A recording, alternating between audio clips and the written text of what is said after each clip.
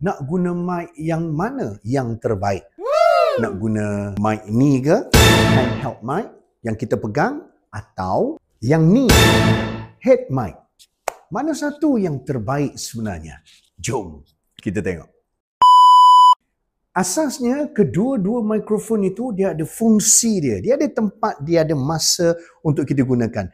Kita tak boleh kata head mic lagi bagus daripada handheld mic dan sebaliknya. Sebab ada waktu yang kita kena guna yang pegang. Ada waktu yang di kepala lebih membantu.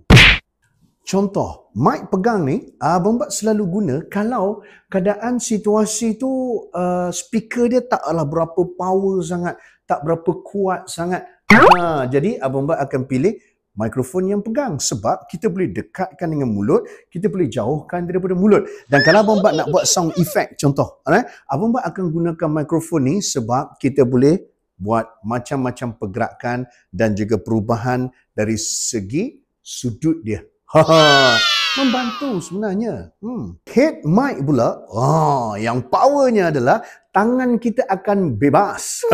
Bila tangan kita bebas, kita boleh menulis dekat flip chart ataupun whiteboard sambil kita berbicara. Kalau pegang tadi susahlah sikit, betul? Dan apabila kita menggunakan head mic ini, yang paling best adalah tapak tangan kita lebih mudah untuk kelihatan. Apa pentingnya? Pentingnya adalah manusia akan lebih cepat untuk mempercayai seseorang apabila dia dapat lihat tapak tangan orang tu kosong. Sebab manusia ni sejak turun-temurun, kalau dia nampak tapak tangan manusia lain tu kosong, maksudnya orang tu tak berbahaya sebab orang tu tak pegang senjata. So kalau kita guna mikrofon ni, dia lebih cepat membina kemesraan dengan audiens ataupun peserta kita. Cuma